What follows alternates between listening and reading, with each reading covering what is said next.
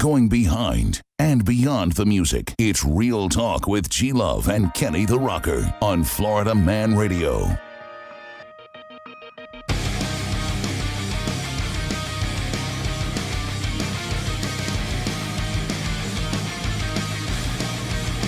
My hands shake, 'cause today I know you're gonna break my heart, and my life without you in it is a life that's not worth living. I'll be strong, but I wish I was someone else, anyone but me tonight. Here I stand all alone tonight. You know, wish I was strong enough to breathe without you in my life. And I wish I was anyone but me. All right, G-Love, are you ready for this? On the phone, co-founder of a charity called Charity Bomb, which we'll talk about, but that is the bassist for the band Medina Lake, Matthew Leone. How you doing, Matthew? What's up, brother? Above average, thank you. Above average. I like that. That's pretty funny. It's like you're back in grade school. Above average. A B minus. I don't know. B-minus. So how you doing? Yeah. Yeah, no, I appreciate it. What? Listen, love the band, by the way. And I know you. I got with you. Well, real quick, say hi, G. Did you say hi? Oh, yeah, he always forgets me, Matthew. I'm Don't sorry. worry about it. It's Yeah. all good. It's all good. I didn't forget you. Oh, thank you. Oh, are you flirting? A little. It's been a while. It's been a Yeah, while. exactly. Me Nobody too. would know it. So first off, Matthew, thanks for coming on the program. You know, your band, Medina Lake, this band was formed. Now, are you from Chicago? Is that where you're from? Yeah. So you're a Midwest guy, right? Yep. Now, do you live in LA now or Los Angeles or California or somewhere? Yeah, so we did. We've lived. So we were, Chicago Cats, and then we got signed. We got signed in 2005 after I have a twin brother, Nathan, and we went on that show Fear Factor from NBC.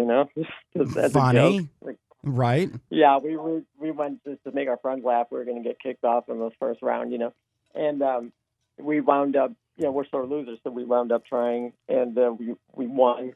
So that gave us the money to make the demo. We got signed, and then we were on tour from 2007 until, 2005 till 2010. So we lived all over the world.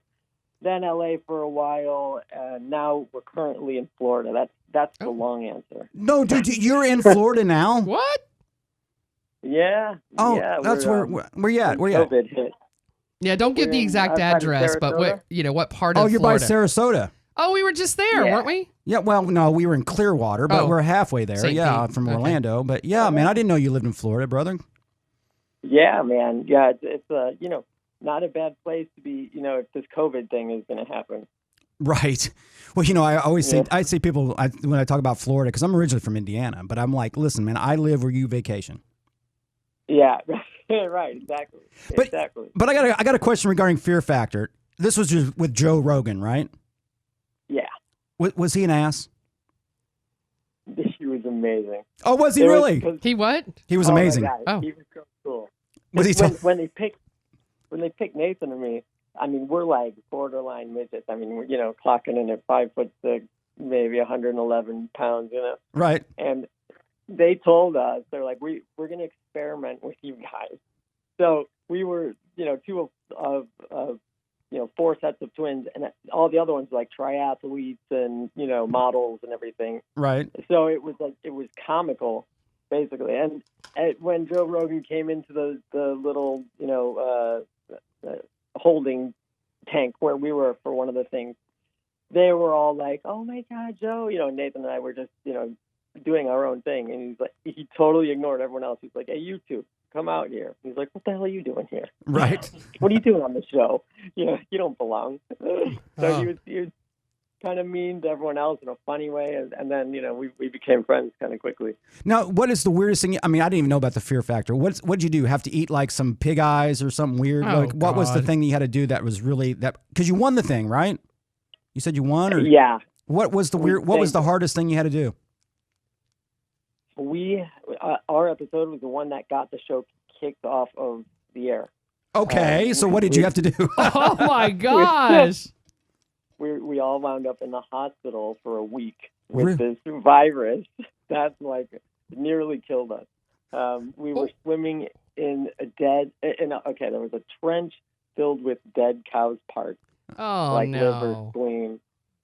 Oh my God! And it was freezing, and we were on like this pulley system, and on one end was cow jawbones, and on the other end was it's like covered in maggots, and on the other end was a meat grinder. And we had to gosh. take bites off of the Why didn't they just put jawbones fake and stuff in there? Why they got to use real stuff? Because it's fear factor. It doesn't matter. They still could have just put fake stuff. We wouldn't have known the difference. I'm with you. Thank you. Exactly. So, but I mean, think go ahead. I'm sorry. you think at this point in life you've experienced the spectrum of flavors, but oh my God, this was just off the chart. It was the most hideous thing I've ever experienced. Yeah, well, it sounds like you guys really needed the money. Something. Yeah, good point. Thanks for calling that part out. Wow. So tell me a little bit more about the band. I mean, like, what do you got going on now? I know you sent me something just like literally 20 minutes ago, but you guys got something new out? What's going on? Yeah, so we came. The way the band sort of ended was kind of a bummer because we reached a decent modicum of success around the world. We're in some countries or territories we were selling out 3,000 cap rooms, and then writing our third record, I was leaving a writing session. I heard a woman screaming for help. Long story short, I rescued her. I woke up from a coma a week later with a third of my skull removed. Right. So when a band is not on tour, they're done, So we sort of like squeaked out one more album cycle after that, but my endurance wasn't very, I couldn't really do it anymore. And after a year and a half off the road, like the band it was just too difficult. But the groundswell of love that erupted from, the word getting out or what happened, the whole music community and, internationally came to my rescue. And like Billy Corgan from Pumpkins did a benefit show for me at Metro. Kiss and Madonna donated things. And it was all that love that really Nathan and I, my twin brother and the singer in our band, we attribute that to my survival. And subsequently, we launched Charity Bomb to give back. So that's what we do now. We produce benefit shows and we serve the mental health constituency. We develop like SEL, EQ, SEL, social emotional learning programs and things like that. So it's kind of it has a nice ending. Okay, here's the thing I've learned about you so far. You go on Fear Factor and you get quarantined or whatever, almost died a week in the hospital. Now you're telling me you went and saved somebody and then you ended up in some kind of almost died again. I'm like, dude, I don't know if I would hang out with you. You are like a walk-in something. I mean, well, I'll tell you, if it's lightning, I'm leaving. I'm not going to stand no beside doubt. you. You would be like, okay, it's lightning. Move. Clear out the My house. wife says that all the time. Oh my wife is like, gosh. Jesus, what did I do? You know what, though? I always believe this, though, that you're put in situations because you're going to learn from it and then you're going to do something with it. Like a lot of people that may have gone through what you went through, they would just give up, go work a 9-to-5 job and say, I'm done. I'm just going to go live my life, not anything out there. I go on this Charity Bomb, which I love the name, by the way. Great name. Oh, thank you. And, you're sharing your real truth and putting it out there. I think that says a lot in volume. Thank you. I appreciate the words. It's we feel so lucky that we were, that for one that I was, I flatlined 3 times. So like, I wasn't supposed to be here. Yeah. And then you're going to come back as a very bright mind. That's what's happening. This is brightness. When you go through this and you go through these flat lines, they say supposedly you go to a whole nother level of awareness. That's a true story. Oh, yeah. See? He's I've heard of it. Yeah. I met a guy that got struck by lightning here in Lake Mary, and they call him the fingerprint guy. He lost all of his fingerprints, and he became numerical. numerical in his mind, and he works for Oh my defense. God. He actually breaks codes. He Whoa. never did that before in his life. True story. Called the You fingerprint kidding? guy. Go check him out. True story. You're just so crazy. Wow. No, I it's gotta true. find my special talent. I know, exactly. But I do notice that, one thing that you do on this charity bomb, which I'm big into charity, giving back. We were just with a young lady, Valerie Smith, who that's 11 years. That's all she does, man. Her whole life is just giving back to the community. But I notice like you do bullying, suicide, and addiction. I mean, you're on the spectrum there to have all of those. I mean, I just can't imagine. That's a lot to handle. Yeah, I set up the charity so we could serve a variety of constituencies. Like there's a way you set up the 501c3 to enable you to do that. And so, in the beginning, we were just doing, we would vet out organizations and then do fundraisers for them and then donate all the money to them. And then we sort of realized that they were serving the symptoms of so we naturally migrated towards mental health, right? Right. And they would serve the symptoms, which is great, but nobody was really doing preventative or solution-based work. And so we dug into it, and it turns out, science has demonstrated a direct link between all of those afflictions, depression, bullying, addiction, all these things are linked with a lack of EQ or, emotional acuity. So with that education at an early age, your emotional circuitry is hardwired. So if you have that education, it can really help you avoid those pitfalls growing up. So that's what we're trying to advocate, and we're getting a lot of attention for it. I mean, it's really a brutal time right now for charities, financially speaking. But once we get through all this COVID, I think we're going to be able to make a pretty dramatic impact on that space. And lastly, can I just ask, where did you guys come up with your band name? Just curious. I was trying to find it, and I couldn't find it anywhere. Made it up out of thin air, and then realized, then we went, to go register the website, and there's a Medina Lake spelled with an E, so we had to spell it with an A. Oh, there you go. But I mean, how did that come? I mean, what out is of the air? Just it? That's it. Just came out of the air. You had to come up with Medina though. So there's a whole concept. See, this is gonna. I don't want to hog the whole hour, but yeah, that's okay. No, make it as short as you can. Yeah. So our first three records, it was a trilogy, and it was a concept about this town called Medina Lake. So there you go. There it is. And it was a nice sort of mystery thing. We'd hide clues in artwork and at our shows and things like that. So it was just another layer that if fans could delve into if they wanted to. So you guys, I mean, like you said, you're working on some, I guess, new stuff, right? You said you just had some new stuff you guys were recording? Yeah, we decided it's been 9 years since we released anything, and we didn't think anybody would give a rat's. Yeah. But we started writing again, and the songs were passing our holy test. I edited myself for radio. Right.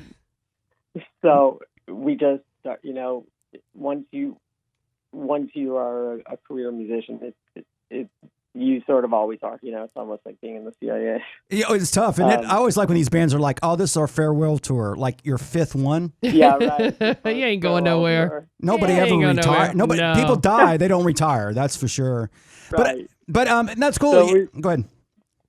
Oh, sorry. Yeah, we have an EP coming out on Friday. We just went on our Facebook and announced that we are releasing a song, and we got 170,000 spins on Spotify that week. And nice. It's sort of been growing ever since, so we're going for it. Good for you, man. Good for you. Look, keep that rock and roll alive, right? We got to do it. No, listen, last thing before I let you go, Matthew, if people want to check you out and check out the band and obviously the charity, where do they go? Give them all the information. Thank you, brother. So, Facebook.com/Medina Lake, MADINA LAKE. I guess just Google Medina Lake. That would probably you've Right. got Surf, we got all the Twitters, and we got all that stuff going. Right. And then Charity give us Bomb. a listen on Spotify. And then Charity Bomb, just go to charitybomb, .com, .org? What do you got? CharityBomb.org. Okay. And on that site, all of our socials will be there, and Facebook, the whole deal. No, because I did a little research. I know that in the last 2 years that you guys have done this, I mean, you've already raised like around $200,000 or something like that, which is really amazing. Thank you, man. We have the good fortune of making relationships with a lot of big rock stars, and they've been very generous in donating their time for to do shows for us. So we do 4 shows annually in 4 different cities: Strange 80s, Strange 90s, different themes. Right. And then we have rock stars form super groups and play covers, short sets of covers of whatever theme we're doing. And then we build the room out to recreate the atmosphere of the theme. So. Damn. Can't wait till it breaks back open again, brother. Hopefully, Hey, and listen, soon. Introduce, Writer Now Magazine. I mean, he's got an amazing charity. I mean, she loves finding new charity work and things like that. Yeah, well, now that I know he's in Sarasota, so yes. Definitely. Yeah, that's amazing. We Yeah. love connecting with everybody, and we want to establish a community here. So I would love to hear from anybody. Well, listen, man, next time I get to Sarasota and it does happen, I'm going to bug you. I'll call you. Yeah, please do. He's just not going to stand Please next do. to you. That's all. Yeah, right? Especially if it's raining. No way. Especially if it's raining. Well, listen, Bug man. me from your bubble. I really appreciate it, man. Go check the band out. Check out the Charity Bomb as well. And Matthew, listen, we totally appreciate it, brother, and we'll talk to you soon, man. Keep us in the loop. I thank you guys so much. I appreciate the time. Everyone, have a wonderful day. Enjoy yourselves. Appreciate it. Here you go.